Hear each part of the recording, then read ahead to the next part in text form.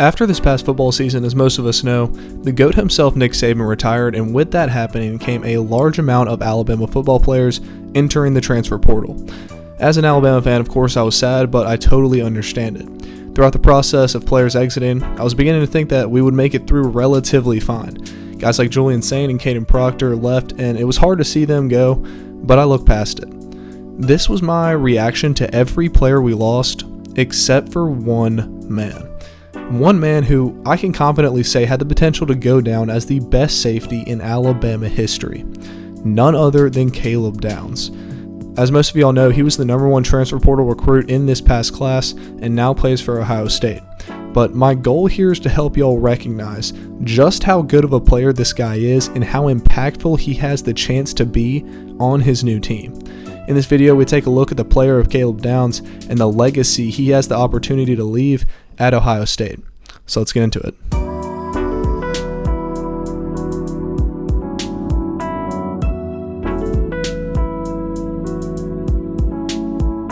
First, we're going to briefly touch on the tail end of his high school career.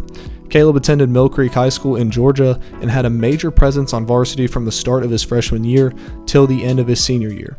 As you would assume, his senior season was his most prolific year for many reasons. First off, he was the Max Preps National Player of the Year and dominated in all three phases of the game. On offense, he had 57 carries for 389 yards and 20 touchdowns. And I don't want to just brush past that real quick because that means that 35% of his carries hit pay dirt, which is insane. He added to that with 36 catches for 422 yards and 3 receiving touchdowns. On defense, he had 83 tackles along with 5 picks, and 2 of those were pick sixes. And he was the punt returner. So clearly from the start of the first quarter to the last second of the fourth, he was making his presence known, and to cap it all off, he brought home a state championship to Mill Creek. His performance in that season earned him the #1 overall safety ranking in the country and made him the 8th best player nationally. However, before he even began his senior year, he had committed to Alabama, which means that his whole senior season was perceived, by me at least, as a debut of what would be happening in Tuscaloosa for the next 3 years. And to be fair, I did get to witness it for one whole season, and it was better than anyone probably expected. From the moment he stepped on campus, he was instantly a difference maker. And I really mean from day one. Like from the first spring practice, he was getting reps with the first team defense. Bro, he was still technically supposed to be in high school, but instead came into one of the top secondaries in the country as a strong leader.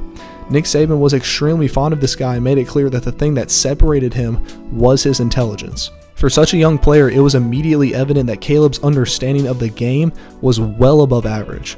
Along with his intelligence, he possesses an elite combination of coverage ability and physicality in run support. So this mix of a super high football IQ with his physical ability made one of the best all-around and most complete players that I've seen play this game, and we've only seen his freshman year. Going into the 2023 season, guys like Kool-Aid and Dallas Turner were viewed as the most talented and the most impactful players on this defense, and although both of those guys had great years, there was only one leader, and it was Caleb Downs. Looking at the defensive stats for the year, we can clearly see that he was the best player on this defense.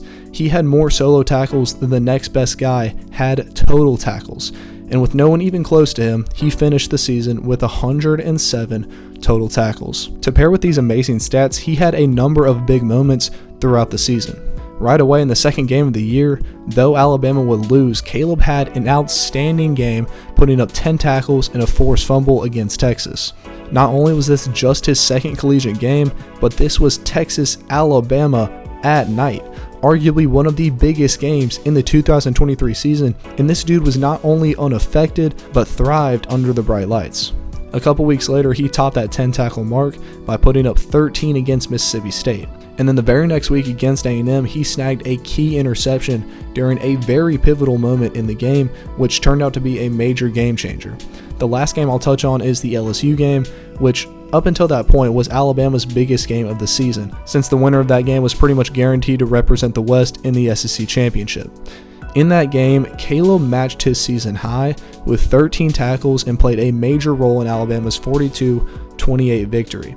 So for the second time, the kid was playing his absolute best in the biggest moments of the season. Now, that is all great, and it is evident of the talent this guy possesses, but I want to step away from stats and ability right now and paint the picture of all this guy has done in such a short time. As an 18-year-old, he came into a Nick Saban secondary, which for those of y'all who don't know, that's what Nick Saban's specialty is. Like, he's a defensive back guy. So he comes into this secondary that already arguably has the best 2 corners in the country, earns the starting role from the very beginning, and then with all of the expectations and hype as the #1 safety in the country, he not only meets expectations, but thoroughly surpasses them.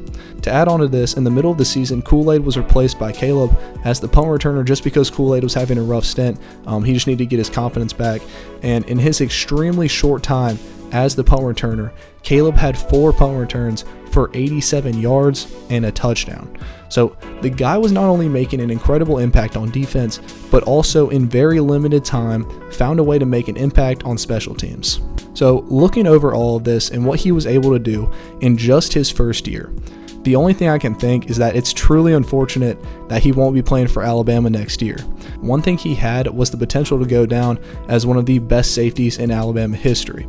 But one thing he has is the potential to go down as one of the best safeties in college football history. The man was the #1 player in the portal in this past class for a reason, and I really hope Ohio State understands just how big of an asset they have added to their secondary. Sky's the limit for him, and there's no doubt in my mind that one day he'll be making the same impact on Sunday.